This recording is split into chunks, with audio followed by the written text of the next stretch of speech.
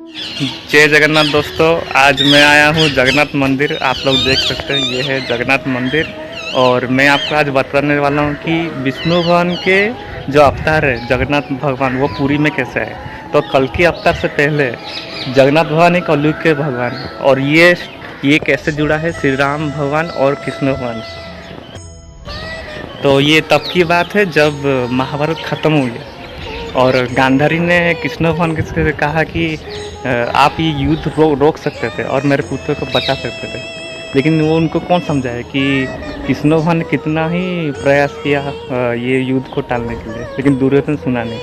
तो गांधारी ने बहुत दुख में आके कृष्ण भगवान से श्राप दे दिया कि उनका द्वारका और उनके कुल का विनाश हो जाएगा और उन्हें भी छल से मृत्यु को प्राप्त हो जाएगा। तो एक दिन क्या हुआ, ये द्वारका में बाढ़ आ गई और द्वारका पूरा पानी में डूब गया। और कृष्ण भगवान भी एक दिन पेड़ के नीचे बांसुरी बजा रहे थे और तभी एक वनवासी आता है जिसका नाम जरा था।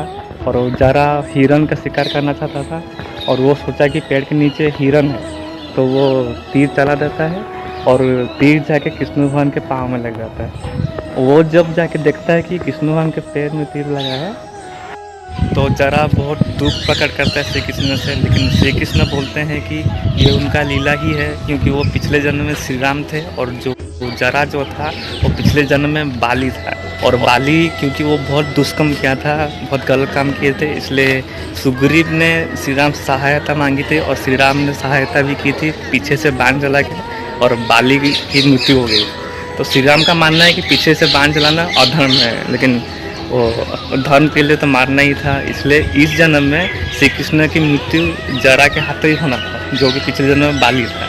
तो ऐसे में श्री कृष्ण बोलते हैं कि तुम जाके पांडवों को बोलो कि उनका अंतिम क्रिया करे।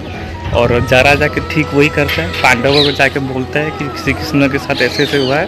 पांडव ने क्रियाक्रम कर देते हैं, लेकिन कृष्ण भगवान का जो दिल है, जो हृदय है, वो इतना पुण्य रहता है कि वो जलता ही नहीं है। तब श्री कृष्ण ने अर्जुन को आकाशवाणी करते हुए बोलते हैं कि तुम मेरा दिल एक लकड़ी के जगह पर सराह पर रख के तुम पानी में तैरा दो।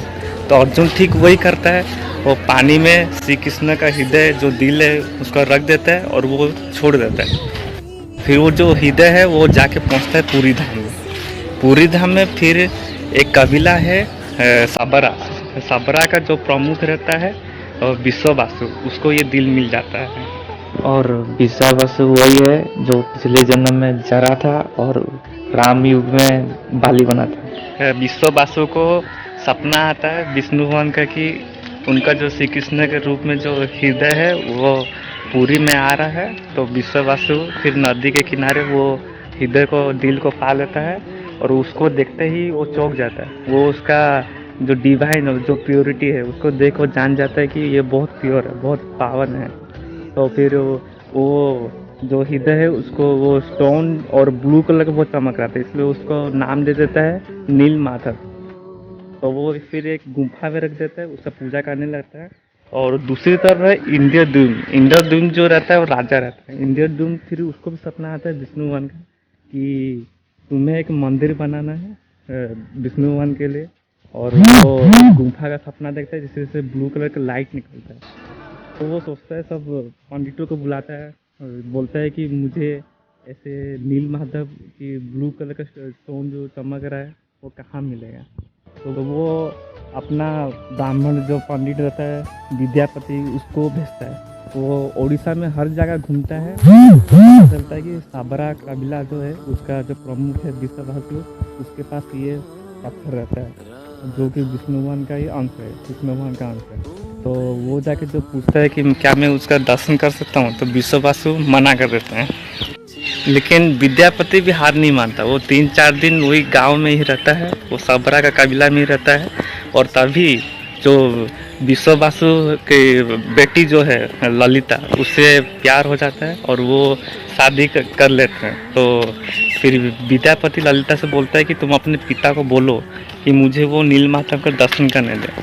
तो फिर वो बेटी के कहने पे विश्ववासु मान जाते हैं और विद्यापति को दर्शन कराने के लिए ले जाते हैं। लेकिन साथ ये रहता है कि उनका आँख बंद रहेगा कपड़ा से और वो उनको पकड़ के वो गुफा में ले जाएंगे, क्योंकि उसे रास्ता का पता ना चले।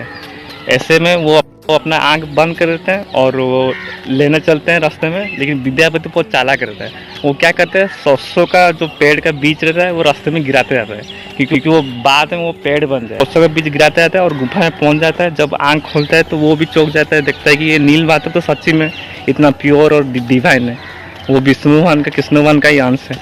तो फिर वो कुछ दिन बाद फिर राजा इंद्रद्युम्न को पास जाके वो सब कुछ बता देता है। फिर वो बोलता है मैं रास्ता जानता हूँ, क्योंकि मैं सरसों का बीज गिरा दिया था। फिर वो जब कितने दिनों बाद आते हैं तो सरसों का पेड़ हो गया रहता है, छोटा छोटा पौधा हो गया रहता है, फॉलो करते हैं। लेकिन वो गुफा में पहुँचते ही वो नीलमाधव नहीं रहता है, क्योंकि वो विश्ववासु जान गया रहता है कि विद्यापति बाद में आएगा, इसलिए उसको हटा दिया रहता है उसको।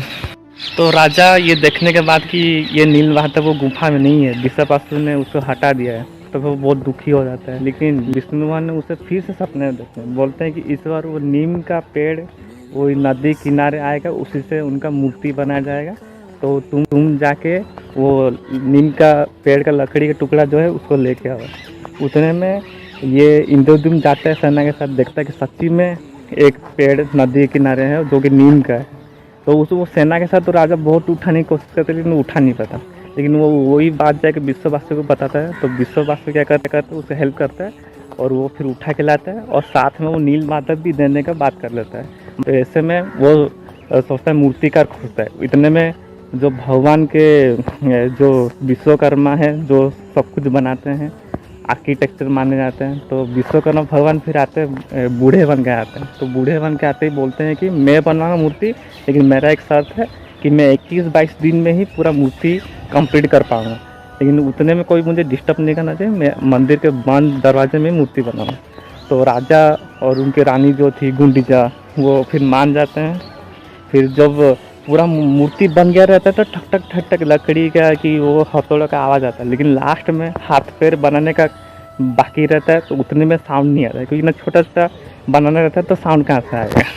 जब साउंड नहीं आता है तो रानी जो गुंडीचा थे वो सोचते हैं कि ये बूढ़ा है, 15 दिनों से काम कर रहा है, खाया पिया नहीं है, शायद मर मुरा गया कि क्या गया। तो राजा को बोलता है, तो राजा फिर सोचता है हाँ शायद हो सकता है, तो वो दरवाज़ा खोल देता है। जब वो दरवाज़ा खोल देता है, देखता है कि वो जो बूढ़ा था, जो मूर्ति बना था, मूर्तिकार था, वो गायब हो जाता है। विश्वकर्मा भवन वहाँ से गायब हो जाता है। तो फिर क्या होता है कि देखते हैं कि जगन्नाथ भगवान का हाथ भी पूरा नहीं हुआ है, खाली गले से हाथ निकला है, लेकिन जो मेन जो आर्म्स रहते हैं, जो हैंड रहते हैं, वो बना नहीं है। उतने में बहुत दुखी हो जाता है। तो उसमें क्या फिर विष्णु भगवान फिर से सपने में आते हैं, उसको अंतर्यामी आकाशवाणी करते हैं उसके ऊपर की सपने में कि मेरा यही रूप है कलयुग में, और मेरा हाथ नहीं होने की इसके पीछे कारण ये है कि मेरा हाथ तुम सब लोग अच्छे काम करो तो वही कम मेरा भी है, तो तुम लोग पुण्य करो, मैं उसका फल दूंगा। तो उसके पीछे हाथ न होने का यही कारण है। फिर जाके ये इंद्रद्युम्न मूर्ति बना देता है, और जो नीलमाधव है, और नीलमाधव को जगन्नाथ भगवान के अंदर डाल देता है। तभी से हर 12 और 19 साल में जब आषाढ़ मास में 2 बार पूर्णिमा होता है, तभी जाके नीम का पेड़ से फिर से मूर्ति बनाया जाता है। और वो नीम का पेड़ को दारू ब्रह्मा बोलते हैं, और जो नीलमाधव को उसको अभी ब्रह्म पदार्थ बोलते हैं। तो जब भी ये 12-19 साल में फिर से नीम का पेड़ से जगन्नाथ भगवान का मूर्ति बनाया जाता है, और जो ब्रह्म पदार्थ को डालते हैं जो पंडित लोग, उन लोग भी आँख में पट्टी डाल देते हैं और हाथ में ग्लोव्स पहन लेते हैं, क्योंकि वो इतना पुण्य नीलमाधव है कि उसमें से भी जो करंट टाइप बहुत पुण्य रोशनी चमकता है जो हाथ में लग सकता है, इसलिए वो भी ग्लोव्स पहनते हैं, और वो आग बंद करके ही पुरानी मूर्ति से नए मूर्ति में डाल देते हैं। इस प्रोसेस को बोलते हैं नवो काड़वेर, हर 12-19 साल में आता है। तो ऐसे ही विष्णु भगवान का कलयुग में अवतार है, जो कि जगन्नाथ भगवान। अगर आप पूरी धाम कभी भी जाओ, उसमें आपको कुछ चमत्कार देखने को मिलेगा कि जो ऊपर जो मंदिर को सुदर्शन चक्र जो है, वो आप जहाँ से भी देखो वो हमेशा आपके तरफ ही फेस करेगा। और एक चमत्कार की बात है, जब सुभद्रा माता जो जगन्नाथ भगवान की बहन है, जो कृष्ण भगवान की बहन है, उन्होंने कहा था कि उन्हें समुद्र का साउंड अब मुझे पसंद नहीं, सो नहीं पा रहा हूँ, इसलिए वो जगन्नाथ भगवान ने शायद हनुमान जी से कहा था कि मेरी बहन को समुद्र का साउंड जो सुनाई देता है स्वर, वो पसंद नहीं है, इसलिए साउंड को जैसे भी रोके। तो हनुमान जी ने क्या किया था, साउंड तो आता है लेकिन मंदिर के अंदर नहीं आएगा, इसलिए आप जब भी जाएंगे मंदिर के अंदर पाँव रखते ही वो समुद्र का साउंड आना बंद हो जाएगा।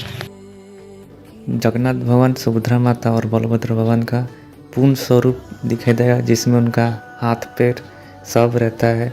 ये कई वर्षों से नवकाड़वेर में किया जाता है। जय जगन्नाथ। तो जगन्नाथ भगवान का स्टोरी यही था, विष्णु भगवान का अवतार कलयुग में यही है। जगन्नाथ भगवान स्टोरी कैसा लगा जरूर बताएंगे, और जगन्नाथ भगवान को जय जगन्नाथ।